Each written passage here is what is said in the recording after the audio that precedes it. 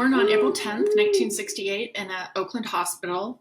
And at the time, my father was a poetry professor at UC Berkeley. My mother was an English instructor through UC Extension. And I was born at 1:38 in the morning.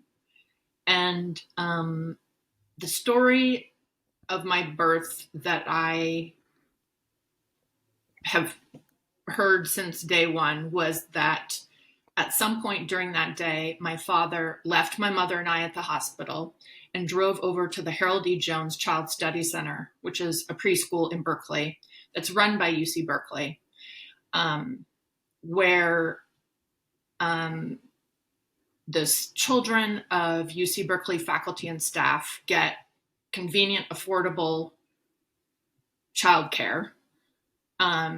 And at the same time, those kids are studied by researchers and graduate students and professors at the university who are studying early childhood development. So for my parents and other parents at UC Berkeley, this was like the preschool to get your kid into. It was, sort of considered to be exclusive, and as such had a really long waiting list to get in. So as soon as the kid was born, you were supposed to submit an application. So as I understood it, my father went over there and submitted an application.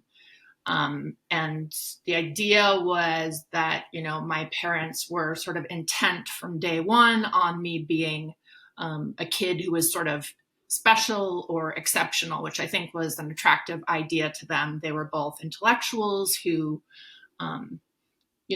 saw themselves living a sort of unique life in Berkeley, and they wanted their kids to reflect that. So that was their intention behind that. And then 3-4 years later, I showed up for my first day of preschool at the Child Study Center and became one of over 100 kids who were in a cohort of a study that was trying to figure out, if you study a child, can you predict who that child will grow up to be?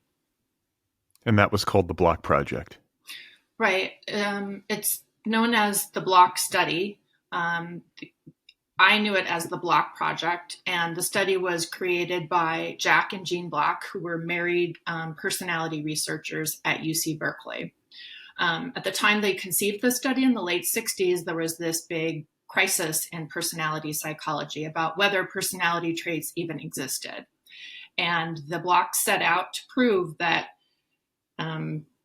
personality traits were real, and also that they remained relatively stable over time. The only way to prove that was to study a human being from childhood and into adulthood. So the idea was they would cull this cohort from kids who were at the Child Study Center and track their lives from the age of 3 to 4 until we were in our early 30s. And obviously you did not consent to any of this. You were a newborn. So your parents made this decision kind of like unilaterally or bilaterally on your behalf. Yes, I was not aware that I was in a study initially. I did not consent. At the time, I don't think consent was something anybody would have been particularly worried about beyond a sort of scientific protocol. And I think from my parents' point of view, they were doing me a favor. So I don't think it was a big debate. It was like, well, of course, this child would want to be part of something that was like important and interesting, and who wouldn't want that? I don't think they were sitting around worrying about, gee, what about the consent of my child? It was like, of course, who wouldn't want this? Yeah, they were looking out for you. We should say they were motivated. Some of it is wanting your specialness and brilliance to reflect well on them in the manner that parents often do, but they were also just trying to get you a good education, and this was maybe their best path. It's kind of depressing to me to think that all the way back in 1968, it was dramatic to get your kid into preschool. Like, I thought that was something we had come to later, but it's still the same. Nothing's changed. Right. Yeah, and it was a wonderful preschool. It was very promoting of the child and self-directed learning for that child. It was a beautiful complex. It was designed by a UC Berkeley architecture professor named Joseph Escherich, and it was mid-century modern wood, orange stucco on the outside. It had really high ceilings, big playrooms, a huge wall of windows on one side where you could move freely from the outdoor play yards to the indoor play areas where there were these elevated tables that we could play at. What I wasn't aware of at the time is that the preschool had also been designed for spying on children. So there was a observation gallery that was hidden between the two mirror classrooms where the researchers could go in and spy on us. And it was, they were hidden by a screen and a transparency, but they could hear what we were saying as well. That was in this T-shaped building where the classrooms were. And then across a walkway, there was a rectangular administrative building where we were sometimes brought over to be tested one-on-one. And those rooms had one-way mirrors and this eavesdropping equipment where a researcher could say, set up a situation with us and then walk outside of the room and watch us through the one-way mirror and see what we would do. And you did not know that any of this was going on until when? So I have no specific memory of being told I was in a study. Like, Susannah, we're going to sit you down and now we got to tell you the hidden truth of your life. I just remember it always being a part of my life. As I write in the book, I don't remember a time when I wasn't in the study. It was like nobody sat you down and told you you were a male at some point. It was just like always there. Something I've compared it to is a child who grows up always knowing that they were adopted. It's just a part of how you understand yourself. Around 7 or 8, I think, is when I started to understand that these people who were talking to me, at that point, we were brought to Tolman Hall to be assessed, which was this giant brutalist building on the north side of the UC Berkeley campus where the psychology department was. And we would be interviewed in these experiment rooms. And I sort of started to get the sense of like something else is going on here. Well, wait, I think there was a scene or a situation that you depict in the book where you are being interviewed by somebody one-on-one, and then they leave the room and leave you within striking distance of some M&Ms or something. Am I remembering this correctly? Yeah. So when I was around 7 or 8 years old, I was being assessed in one of these experiment rooms at Tolman Hall, and the interviewer, I don't remember, they would talk to us about, how we perceived ourselves, what we thought of our parents, what our relationship was like with our siblings. And I remember there was a bowl of M&Ms on the table between us. And it was, I think, late afternoon. I think I had been dropped off there or brought there after school. And he said, "Would you like some M&Ms?" And I remember hesitating, maybe I sensed this was a test. Maybe I sensed this was, a question that meant more than it seemed to. And I declined the M&Ms, even though I was starving. My sense now is that I knew that I was part of this project and that I was there because I was special. Why else would this adult be spending hours talking to me? And I think I was sort of precocious and wanted him to think I was like not a little kid and sort of mature for my age. And I think that's why I said no. Not long after, he says, "Oh, I forgot, Susannah, I have to go do something." And he walks out of the room and closes the door behind him. At that point, I leap across the table for the candy, accidentally knock it over in the process. M&Ms are, I can remember it to this day. M&Ms are bouncing across the table, and I start grabbing M&Ms and stuffing them into my mouth. And I suddenly freeze. I can see myself in this mirror on the opposite wall. And I remember feeling like my cheeks were hot and seeing that my cheeks were pink in the mirror. And I just had this sense that someone was watching me, somebody was on the other side of the mirror. I was not alone. And I think that sense of somebody observing me is something that has stayed with me throughout my life. Yeah, it's a But little creepy. It's a little eerie, right? a little weird.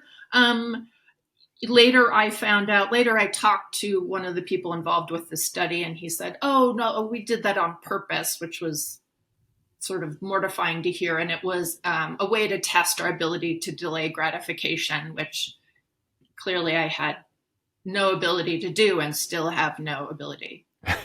Well, no, it's like what is it? The marshmallow test that they do with kids and Exactly. It was their children version. their version of it, but children who are able to delay gratification, tend to be more emotionally well off or something, right? Right.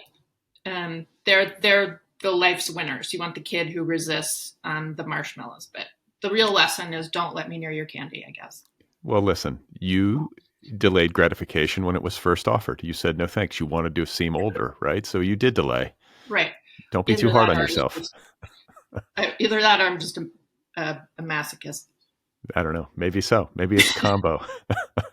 But it's interesting in your book the way that you depict your childhood education and how unconventional it was and how you were being observed. And we should say, you were far from alone. There were lots of kids. This was kind of the thing to do for academics in Berkeley in the late 60s, early 70s who were raising their children because, like, it's this kind of brainy thing to do, right? You're kind of letting your child be part of something that's going to hopefully make the world a better place and make scientific understanding of childhood development richer and deeper and all the rest. But it was also a way to ensure that your child got a great education in a great facility near campus, and as an ancillary benefit that you got some childcare, I would assume even after school hours, right? It sounds like there were opportunities for kids to be observed or play after school or do testing after school, or no?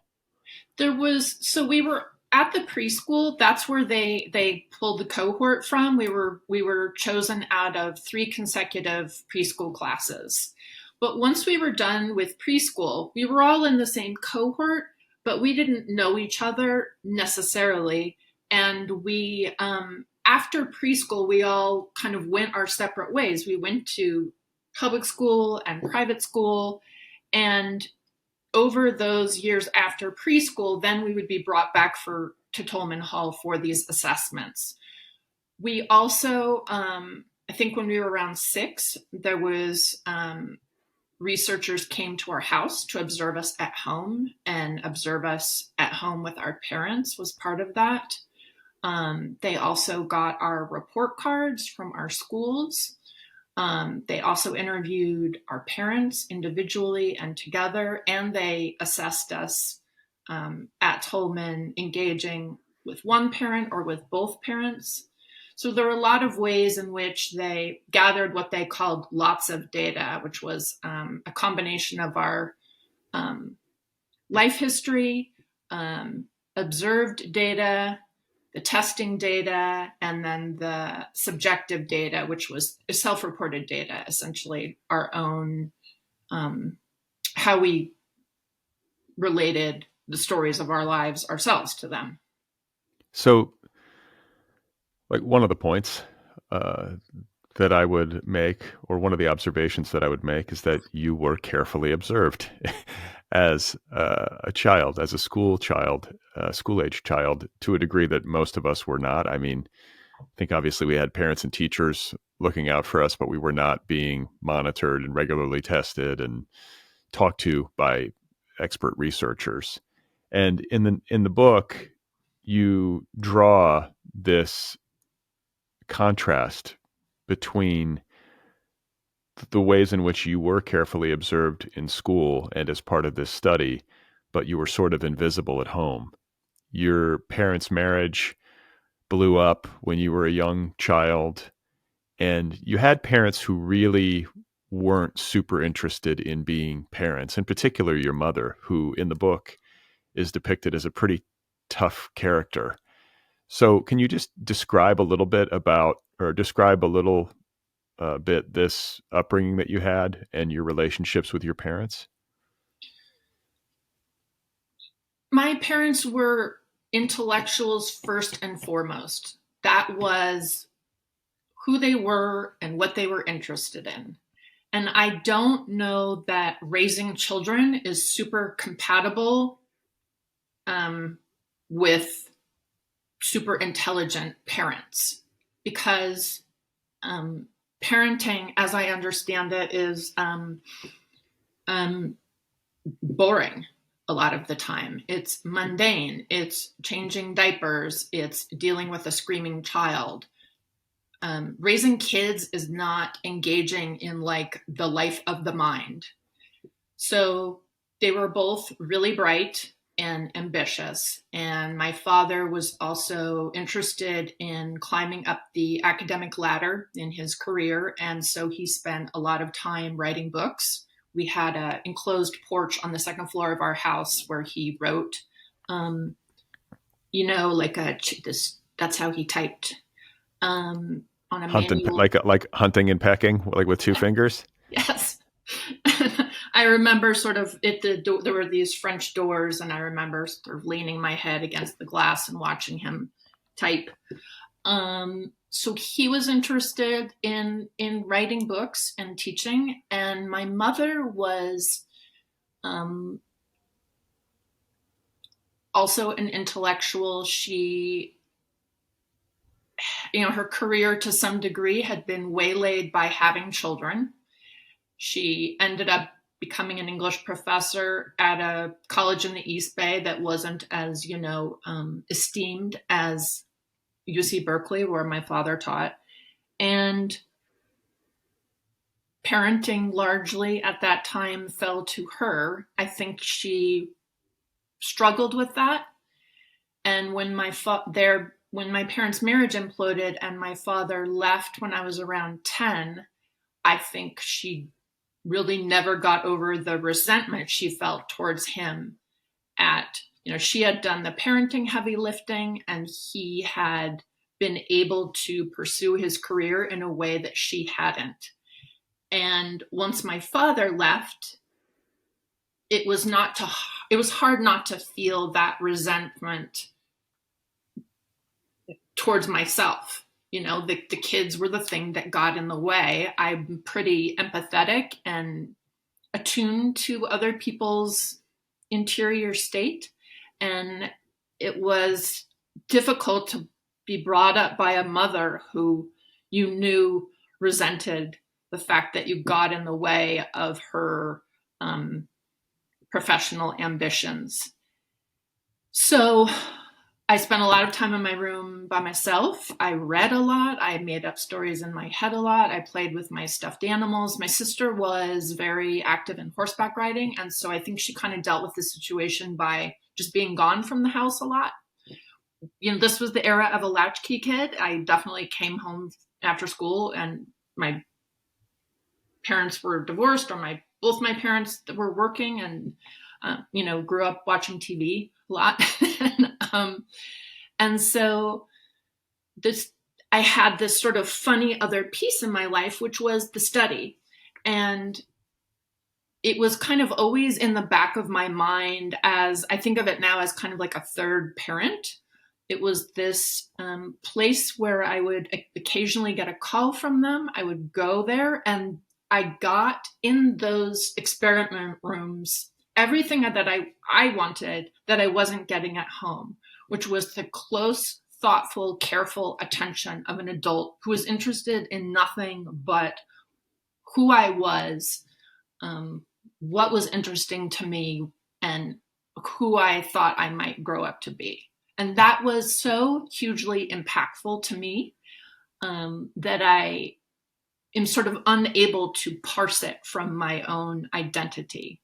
So it really, in a way, I think saved me from a more negative outcome, as having this internal sense that somebody was kind of watching over me. And my parents were atheists, so there was no, some of the language I'm using to describe this dynamic is not unlike somebody who grows up with really religion.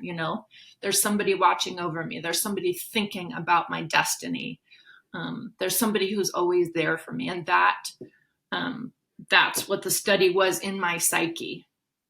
Yeah, it's like the nerdiest, like most Bay Area description of like a surrogate religion or parenthood, having these like elite academic researchers sort of paying attention to your every developmental step. But that is the function. It provided a sense of security and safety to you. That's interesting. Yeah, and I think I talk about this later in the book, but I think it also played a role in my becoming a journalist, because in a way they were sort of demonstrating what a journalist does, which is closely consider a subject, have an empathetic relationship to it, and creating a story about it. I can't imagine that watching them do that didn't play a role in my becoming a journalist myself. Well, when you also have a poetry professor father and an English instructor mother, so the apple doesn't fall too far, right? You Right. were sort of doomed from the start. There's no way genetically you're not going to be a writerly human, it would seem. But I want to talk about this foray or this career in journalism and the way that it began, because I think that's pretty astute. You had writing and literary concerns modeled for you at home, and then you also had the function of a journalist in practice modeled for you by these researchers, more or less. But there is this interesting way that you move as a child from being the observed to, as a journalist in your adult life, being the observer. And you then, early on, I think, become interested in sex workers, sex entertainment, the sort of the sex beat, if such a thing even existed when you started. But can you talk about that, like how it began for you and why it was of such keen interest? Yeah, and I don't know that I can make perfect sense of it, because I think part of it was just something that happened, a curious conflation of events.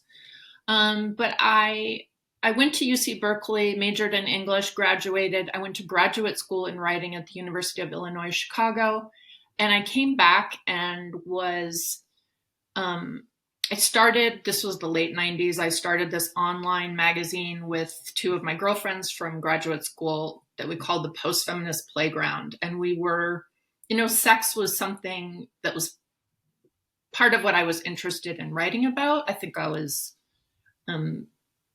it was provocative and sort of titillating. My father died in January of 1996, which led to me wanting to become a writer and also grappling with anxiety and depression to a degree that I hadn't before. I mean, it's something that I always struggled with, especially after my parents got divorced. I got really depressed. But after my father died, And he was young. He was like 60 years older, right? I mean, yeah, died of a heart attack. And so I think I was sort of looking for something that would make me feel alive and intrigued and connected. And I went out, I think it was the summer of maybe 97. A girlfriend and a guy I was sort of dating went to North Beach in San Francisco. We were like, let's go to some strip clubs. And we ended up going into a strip club. And I just remember very clearly walking in. We sat down at a little table and there was a woman on the stage. And I had been sort of apprehensive before going in and thinking like, this, it's going to be weird that like a woman is going into a strip club. And I noticed as soon as I sat down in the club that nobody in the club was paying any attention to me. They were interested in the naked girl on the stage. And she, I think, looked to me like something that I wanted to be. And in hindsight, she was probably everything that was the opposite of what I had seen in my mother, which was somebody who was unhappy, sort of thwarted, and stuck. And this woman just looked like empowerment and beauty and wanted everyone to desire her, which I just thought was fantastic. I Jenna Jameson was like a huge porn star at the time. She was coming to dance at the legendary O'Farrell Theater, Mitchell Brothers O'Farrell Theater in San Francisco. I found her publicist on the internet and said, "Hey, can I interview Jenna when she's in town?" Interviewed her, and then went to their show that night at the O'Farrell Theater, which had a live act if some dancers were coming into town. And Jenna and another porn star named Jill Kelly did this crazy, obscene dance routine. I don't even know what to call it. That was choreographed, at least in part, to Marilyn Manson's The Beautiful People. And it was just like, I had entered this world that was just totally the opposite of the world I had grown up in, which was like, it's like, let's talk about postmodern, post-World War II literature, and let's read another book. And this was, if I grew up in the life of the mind, this was like the life of the body. And I just loved how it was just the opposite of everything I had seen, but I was just across the bay, Then Jenna's publicist said, if you're ever in LA, you can come to a set. And then not long after, I came down to LA to visit the set of this porn movie called Flashpoint that Jenna was making with some other people, and ended up watching 7 porn stars have an orgy on a fire truck in a parking lot near downtown Los Angeles, and was like, this is crazy. And sort of fell in love with how it was like this other Hollywood surreal place where people were just doing these very out there things that you kind of weren't supposed to do. And it just felt like something I could write about. And then I moved to LA and sort of began this career as a sex writer, although the porn industry in the San Fernando Valley was has always been my primary interest. I think in the book you say regarding these performers in porn films and what do you call them? Sex entertainment stars or whatever. You say, quote, that need to be seen, that desire to be exceptional, to feel above all else special. I got it. I thought like there was a line of connection, even though you yourself were not doing this stuff. You understood, I think, these people because of the nature of your upbringing. True? Yeah. And I think there was, in the study, I was the object. I was the thing that everyone was looking at and considering and studying. And when I started writing about sex and sex workers, it was a way to kind of reverse that, where I became the observer and they were the observed. And my shrink calls that like passive into active, where you take the thing that was done to you and you reverse it, so you are the one doing the thing. And I think that was absolutely part of it, and I think healthy and exciting for me. I was going to ask you, would your shrink say that sort of reversal is healthy? Is that healthy behavior to switch it? I mean, I think it depends on what you're switching, because it can also, somebody who is bullied can become the bully. That's the sort of dysfunctional version of it. I think my version of it was largely healthy, but there's also ways in which sex work is, Martin Amis has called the porn industry a rough trade. It's, in my opinion, a tough business. And so there were certainly ways in which I saw human relationships get distorted and turned into things that were transactional. Well, sure. I mean, yeah. I mean, you can think a lot of different things about porn and the sex industry, but you cannot think that it's uninteresting, right? It's interesting. These people, I mean, I just outside observer, anybody who ponders this for even a few seconds, it's like, wow, who are these people who do this? And how do they do it? I mean, just to have, it's a strange thing to say maybe, but like the will, like you have to have a certain amount of nerve and a kind of control. I mean, there's a joke about porn acting being the greatest acting in the world. Like if you're actually in a porn film convincingly portraying somebody having sex in a meaningful way, like you're enjoying it and there's no lights on you and cameras, and you know what I'm saying? To pull that off, you've got to be a hell of an actor, right? Well, I think especially for the men, right? I think it's maybe a little easier to fake it if you're a woman, but if you're a guy, you really have to show up, or everyone's going to know. Right. So with these guys, I think these guys use drugs, though, right? What do they do? These guys are Sometimes. sometimes. Not all the time. Sometimes that's just what they're good at. It's just their thing. Everyone has a gift. Everyone has a gift. Wow. So what is it like to be on a set like that, where so like these like incredible, and incredibly unconventional sex acts are unfolding before your eyes while lit and filmed and all the rest, like, and you're standing there. I guess you get to a certain place where it's sort of normal for you if you're covering this stuff on the regular. Yeah, I mean, especially initially, it was absolutely like fascinating and just compelling and complicated. Over time, it did become more banal, and you definitely see that in like the crew members. There's in the finished product of a porn movie, you're seeing usually like a man and a woman, and maybe there's another person, but that's it. And there's so much you don't see, which is the crew, the director, what the cameras are doing, the lights, all the sort of stuff that's involved.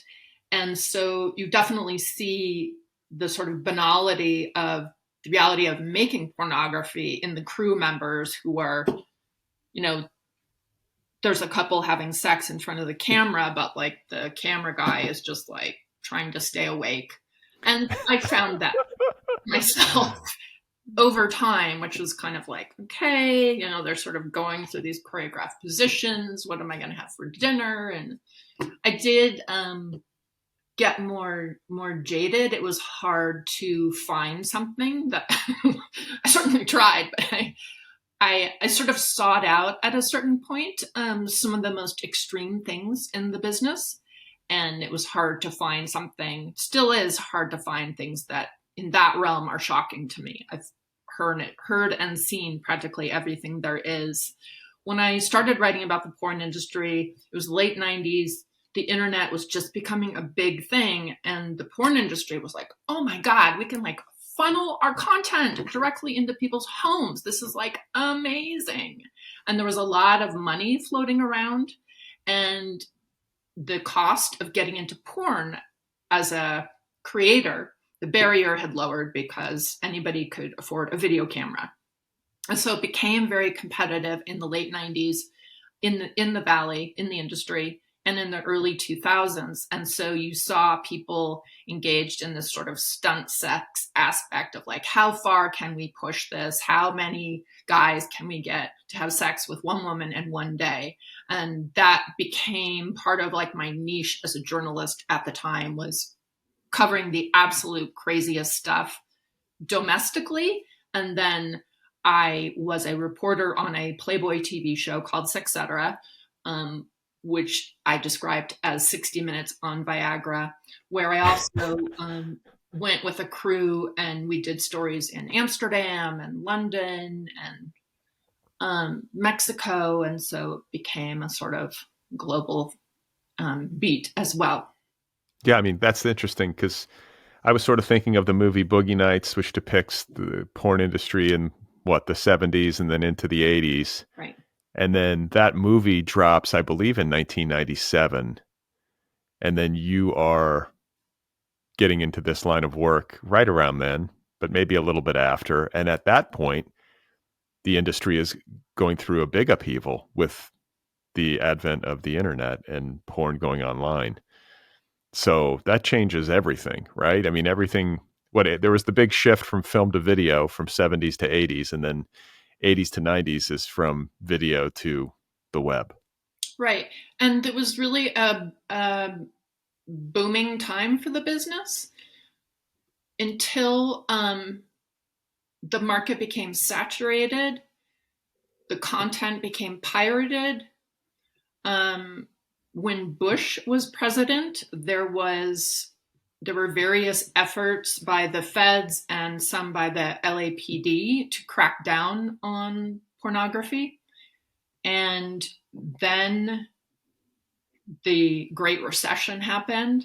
And so by 2008, 2009, people are not buying DVDs anymore. People are not paying for content online, and the porn industry starts really struggling. And people had also gone to prison on through federal prosecution on obscenity charges, and that definitely also had a chilling effect. You were going to be a little less inclined to make a really out there porn movie that might make you some money because you could get a charge for it. So when you're doing this television work and you're out in the field in various ports of call, It all sounds so romantic when you say yeah. But is there a story you can tell? I mean, you must have seen some stuff working on that show and going out and meeting people, seeing what all sorts of different takes on the sex industry cross-culturally. Like what's a go-to story for Susannah when you're describing that time in your life and that work that you did? It's a wonderful question that I appreciate, but it's like, what kind of answer do you want? Because I have answers that are like stomach churning that in private company I would tell, but might not be a good idea for this forum. What about like a memorable person? Is there somebody I don't you want to hear that story. You lose your lunch. I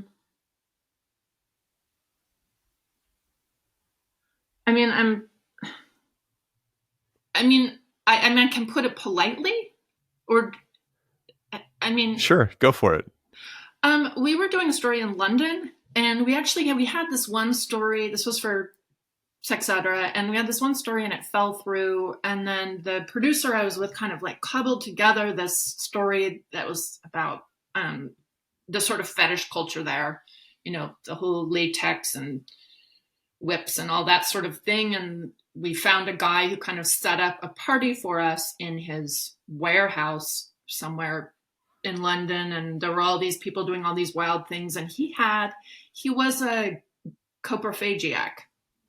He wanted women to, he had a custom toilet where he could engage his fetish. Well, so coprophagia is like what? He's into poop and he wants to be pooped on, that kind of thing? Yeah. And, okay. Then he had like a custom toilet that he could be under, and then the woman would sit on it. But that's not the interesting part of the story. What was interesting to me was that he and I had a completely lovely conversation about this in, the front area of his warehouse. And he talked about it in this very, cool, insightful way. And he was willing to talk about it. And he had gone to great lengths to pursue the thing that was of interest to him, which was completely out there and nauseating to a lot of people, but it was what he was into. And he was willing to not only make it happen and pursue it, but he was willing to talk about it. What I have always admired about that whole world of sex work or porn stars or fetishists is that they were very willing to be sort of shameless and brave about what they did. And they didn't hide it, and they didn't suppress it, and they didn't punish themselves for it. They were they had they were willing to just be who they were, and they were willing to suffer the judgments of others so they could do what they wanted to do. And I thought that was sort of lovely. So I got to ask, do you recall what his rationale was for wanting women to poop on him? Like, does he, I mean, if you said he was cool and like delightful, like he'd put some thought into this, like what was it? What was it about it? Like, cause it seems like it's related to shame, right? I don't know what else it would be, but Yeah, I don't remember that portion of the conversation, or if I even asked him to sort of psychoanalyze it. Um, I mean, I would assume it has something to do with his mother. Isn't it always that case? right. I was going to say, I mean, Um, and he may have not had like a read on it, in that sense. Um, but I don't. It was, I don't know. Maybe it was a way of he'd been shamed about something, but this was a way to to sort of re-infuse it with some type of pleasure. I'm not really sure. yeah, that's a complicated one. That's a hard one for me to understand, but I guess that's to each their own. I regret telling that story later, but oh well. Hey, it's part of it's part of your story, the work that you did and the people that you met along the way. And so, this book is called Data Baby, and it is obviously very much about this study that you were a part of throughout your life, starting in early childhood. But it's also, in a larger sense, your life story and a kind of coming to terms story with who you are and where you've been and like who your true, like deepest self is. And there's kind of reckoning with parents and the failings of parents and so on and so forth. But one of the parts of the book that I found personally interesting was this post sexetera, like kind of post sex journalism phase of your life where you moved to New Orleans, because my parents are both from Louisiana and I've spent a lot of time down there. And so the fact that you were in New Orleans when Katrina hit is interesting. I mean, that was a historic storm, to say the least. And I saw the aftermath. I want to say I was down there.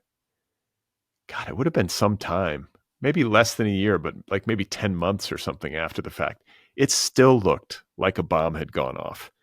There were still like boats on top of houses and cars upside down in the street. I mean, it was crazy, the amount of destruction and just the geographical magnitude.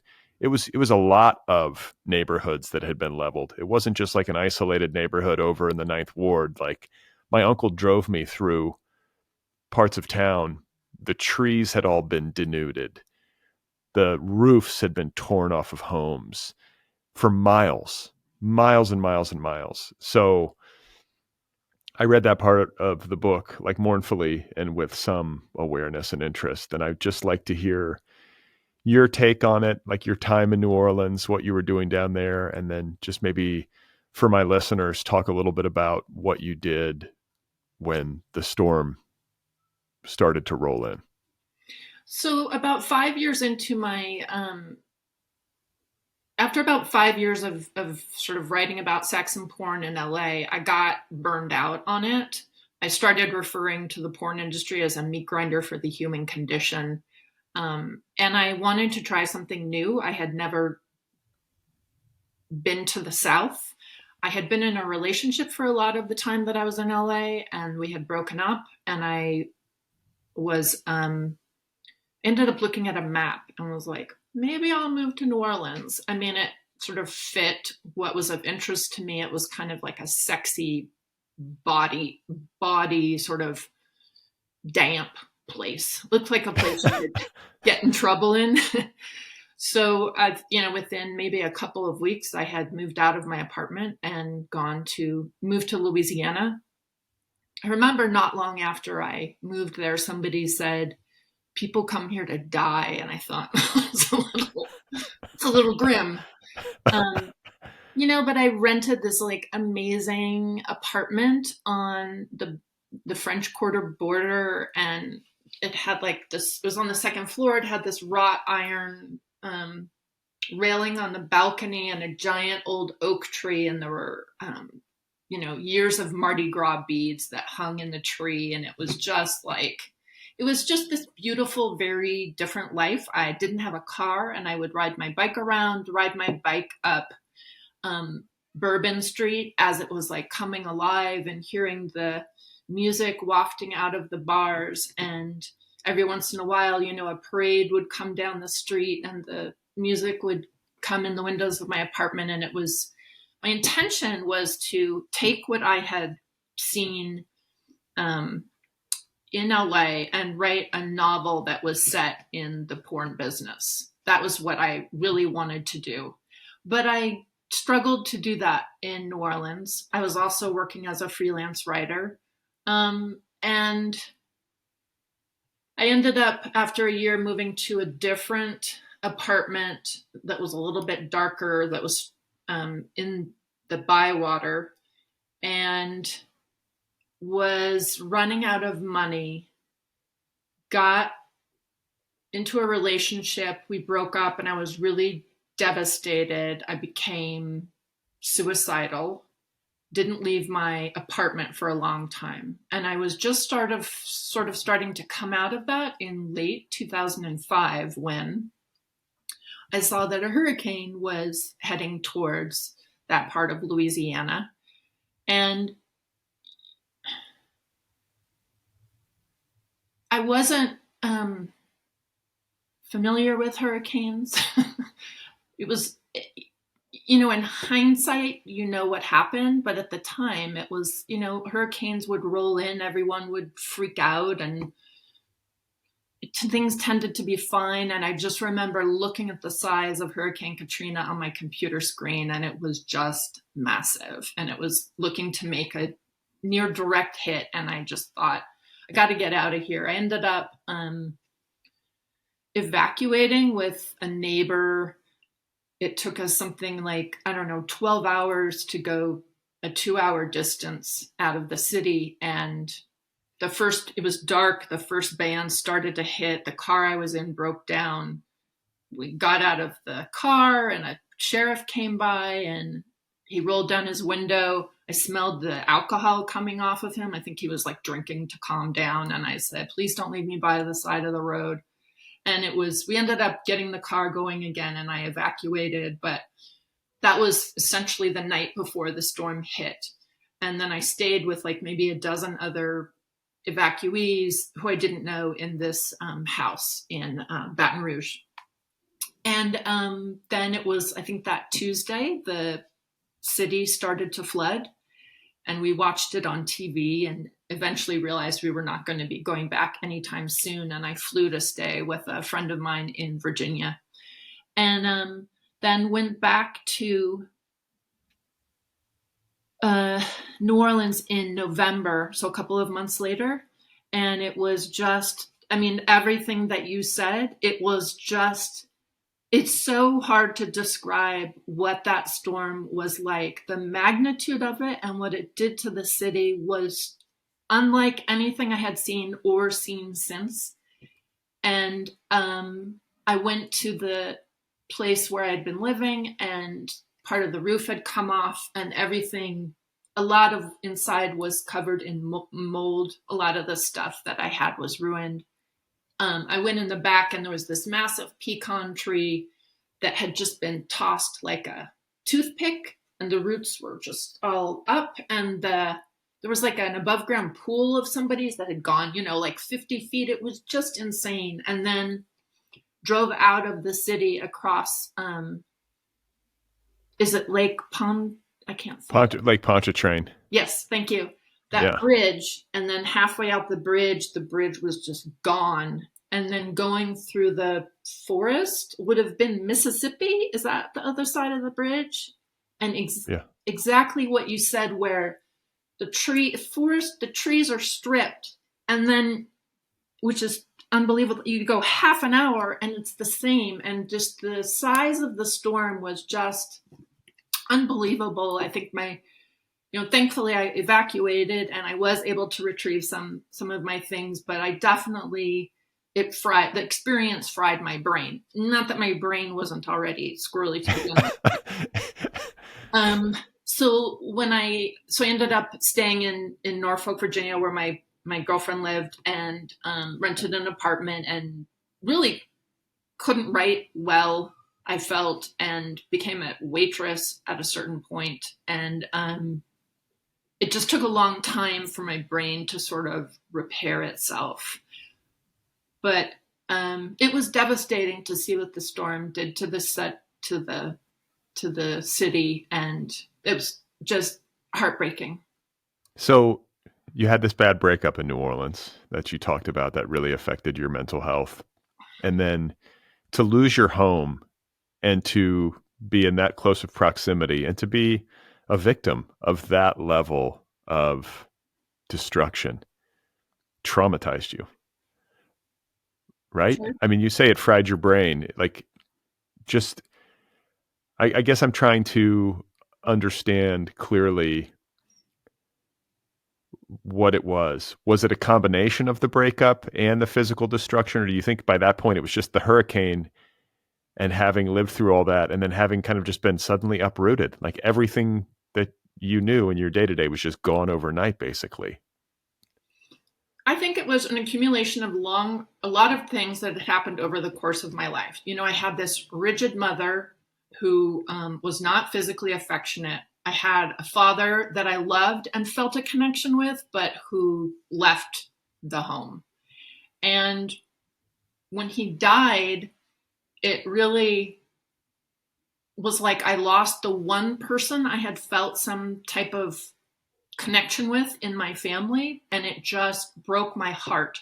And I dealt with that by losing myself in reporting on the sex business, which is in some ways a place that's devoid of love. And it was, to some degree, an escape, an avoidance. The night my father died, I was sleeping, and my stepmother called me to tell me that my father was dead. And she said, you should come and see him. My understanding is that he was lying on the living room floor of their house, and she was trying to get me to come and see his body, and I declined. And it's almost like everything I did after that for a long period of time was just refusing to face the heartbreak of that moment. And when I ended up in New Orleans and the storm came through and pushed me out, it was sort of like the culmination of like everything just kind of falling apart. And I did have to rebuild myself. I think I did. I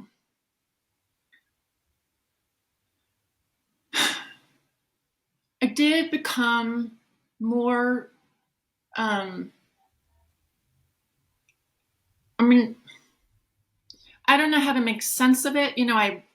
I don't mean this to you, but I sort of resent the notion in these interviews of like, I'm supposed to tell you the story of my life, or this book. I'm supposed to tell you this story of my life where everything makes sense and everything kind of leads to this other thing. And then I met this person, and they, I discovered that, everyone is a teacher. And so what I can really tell you now, having emerged from the journey, is, my father died. I didn't deal with it. I lost a lot in New Orleans, and then I ended up in Virginia, and I was still sort of struggling to find my way. And I think it wasn't, I stayed in Virginia for a while. Then I was like, well, maybe I'll move to Austin, Texas. That'll, I'm kind of like, where is the place where I am happy? It's like Baudelaire says, I'm always happy in the place where I am not. So I just then I moved to Texas. Then I was like, well, maybe I'll move back to Chicago, and I'll try living there. And I ended up meeting a man who threw it on a dating app, and we got married 9 days after we met. We eloped in Vegas. And I think, I mean, who doesn't? I was still kind of like, it's all part of this period where I'm like bouncing across the country. I'm bouncing around in these relationships. I'm a writer and an editor. I'm a copywriter, but I'm kind of like searching for, who am I? Searching for love. Where is the place where I belong? And how do I sort of reconcile maybe this feeling of always like sort of being broken? Maybe if I move here, it'll fix this. Maybe if I write this, it'll fix it. Maybe if I marry this person, it'll fix it. And I don't know where to go from there. Well, I mean, you were talking about this resentment of trying to like the implication that you're supposed to somehow have answers or have wrap things up in a bow, right? That's not how life works. Like, I think I'm always going to be confused. I don't think I'm ever, I mean, maybe something goes really right for me. I'll achieve some sort of like penetrating insight into the truth of reality that will liberate me. But that seems statistically unlikely. And otherwise, if you're a more typical person, you sort of have to live with the mystery, right? Right. I like that. Live with the mystery. I don't particularly like memoirs, even though I wrote one. I resent the premise of a memoir, which is that life happens in 3 acts. Happy endings are inevitable. And, you make a series of rational choices about how you want to live your life, when in fact it's a lot more chaotic and nonsensical and random than that. Well, and I would say too, the section of the book where you are in Chicago, you meet this guy on a dating app.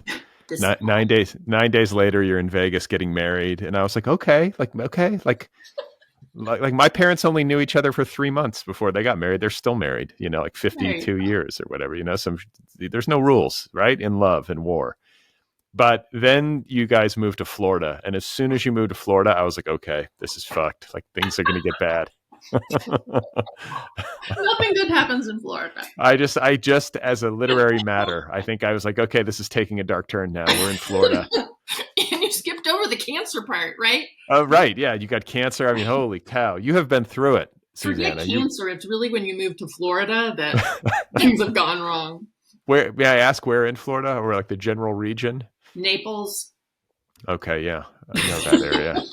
Down near Fort Myers Beach and oh yeah, it's great. Sanibel, all that stuff. Sanibel's a little lovely. It is. I mean, that's where, as a Midwesterner, because I was raised in the Midwest, people would go down to Naples, Fort Myers, Sanibel for spring breaks and stuff like that. The snowbirds. Or just to there wasn't even snow in Indiana. It was just gray and cold. We were just depressed and miserable. Went down there for like a week to try to resuscitate ourselves. But that section of the book, I mean, you're sort of experiencing your own ultimately unhappy marriage. It was that, this guy had a dark side, shall we say, and I think that it's part of the story that makes a certain degree of sense, considering the marriage that was modeled for you as a kid. It's hard. I think it's harder. It's not impossible, but it's harder for, I think, people who don't have any kind of model for how like a functional, healthy marriage looks, to sort of actualize one in their own life. But this guy, like in the beginning, things were good, right? I mean, obviously those first few weeks were good at least. And then things kind of took a turn and you got sick.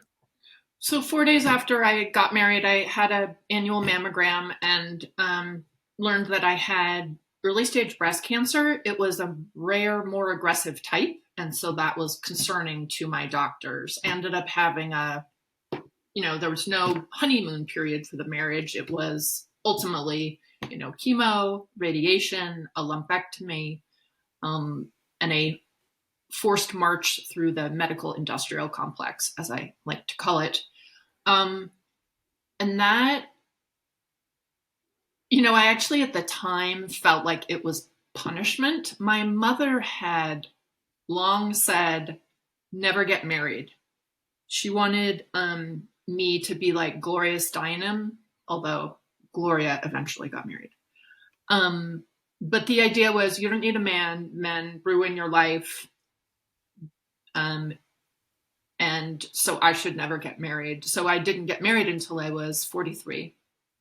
And then when I got sick right after, I thought, oh, this is punishment for defying my mother's edict. And at that point, I had become essentially estranged from my mother. When I was living in New Orleans during Hurricane Katrina, obviously the storm was all over the news, and she had never reached out to me to see if I was still alive. And I thought that was just a bridge too far for me. And so I had distanced myself from her. And so when I got sick, I felt like this is sort of karmic punishment for doing what she said I shouldn't do. And it was difficult for me to be sick and be a wife. I didn't know how to do that. And but we stayed married and forged through it. His professional circumstances changed, and he had this opportunity to move to Florida. And so we moved to Florida. And I think it was there where I was so far from where I had started in Berkeley. At the beginning of our conversation, we're talking about, and I wanted to feel special. And there's these intellectuals, my parents' friends would have won a Nobel Prize. And I'm living in this house in Florida that's made of cinder block that looks like every other house on the same street in this gated and planned development. And there is a fake lake behind the house out of which periodically shoots this this fake fountain, a stream of water. And it was like, what am I doing? And I felt like I had become a supporting actor in the story of someone else's life. When I had initially had cancer, because I had this more rare type, the oncologists were interested in me. And there was one day when another oncologist came into my room where I was getting a chemo infusion. And he said, hey, I have these other interns here. Can we come in and I'll talk to them about your case? And so they all filed in, and I have these people standing in this half circle around me. My brain's sort of in this foggy mush from the chemo. And I think it resonated for me in terms of being studied when I was a kid. Here I am back being this thing where these important people are well, let's take a look at her. What can her data tell us about, her case? And I did start thinking about the block study again. I also felt I'm embarrassed to admit this, but I felt well, I'm married. I shouldn't really be writing about sex and porn anymore. I did continue to do it, but I felt more conflicted about it. It felt a little unseemly for a wife to be doing. And the story about the block study was a way to, as I thought about it, kind of go straight, go clean, instead of playing blue. And so I started pursuing that story and researching that story, and I got more interested in that in Florida. I mean, what else was I going to do? There is nothing to do in Florida, that part of Florida, other than go to the beach. And so I started thinking about the block study. Did they think I was going to grow up to be this person? Did they have data that could tell me about me? Did they know something about me that I didn't know? And if I go investigating this story, did they keep a file on me? And if I find the file, will I open it up and I'll sort of understand who I'm supposed to be or who I am? And will it stop all this like bouncing around and looking for love and self-searching? And I'll sort of have these answers. And that's really, I mean, this book is very much in a way about its own creation, ultimately. And there's a full circle aspect to it because, I'm not going to go into all the details. People can read the book, but you do end up back in Berkeley on a journalism fellowship. You sort of end where you began, and you sort of have this reckoning with this study and its implications for you in your life. And you do reach some kind of resolution with it. It's not necessarily super clean and tidy. No, you disagree? You're making a face. I struggled with that. I guess I like lately the idea that you sort of pointed to as like this idea of eternal return. Look, if you conduct a 30-year study that says that essentially proves as it does that people are fundamentally who they are, that we can see when we study these kids, we can actually predict like who's going to get depressed in adolescence, who's going to, whose parents are going to get divorced. Then my understanding is that people are largely who they are. Personality traits remain relatively stable over time. Therefore, I'm essentially the same person I was when I was diddling around in that preschool classroom when I was 4. So life is just one giant circle that brings you back around to who you really are. I think that goes against the dominant narrative now, which is 3 acts. I start as one person, I have a crisis, and then I become someone else. So what I do here, sometimes in feedback about my book, is that there's this lack of, these memoirs are by women and they're for women. And they're supposed to end up with either you get married, have a kid, or are just like super happy having become totally self-actualized and learn to love yourself. Those are the 3 core lies of memoirs. And I resent the idea that like that's a fairy tale that women are supposed to plug their lives into. That's not reality. The most successful versions of those are ones written by women who 3 years later have completely changed their life and then deliver another memoir about this new person that they've become that's like completely not the person they claimed they were at the end of the last memoir. So I think I'm sort of I do like the idea that the memoir sort of ends up, speaking of the novel I've started writing, by the way, but that the memoir sort of ends up where it started. It feels right to me, but I don't know that it's like the most popular ending I could have delivered as far as what people want. Well, I like the idea of cutting against the grain on that front, because that is kind of ridiculous when you think about it, the ways in which authors and female authors, maybe in particular, are sort of asked to fit their life into this mold. That's not the way life is. It doesn't square with my experience of it. And I think maybe your approach is more honest and true to life. And I want to ask you before I let you go, if that is you on the cover of the book. Is that you? That's not you. It's not me. It's just like a stock photo they took or some sort of, okay. It is. Okay. Because it doesn't look like you. I was like, is that her when she was little? It doesn't really look like you. And you said you're working on a novel. That's the next project?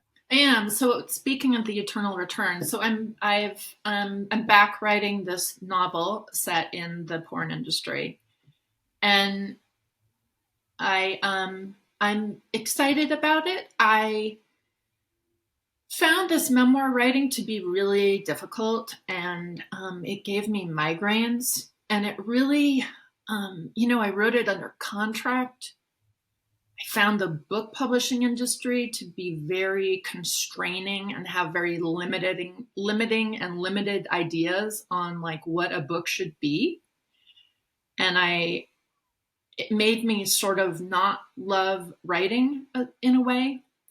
And so working on this novel, am just enjoying doing all the things that writing outside of that system allows me to do, which is to be like unfettered and creative and free, and also draw on all this like knowledge I have of like 20 plus years writing about the porn industry. And it's also like fun and funny. So I've, at least in terms of book writing, am forsaking nonfiction for fiction now.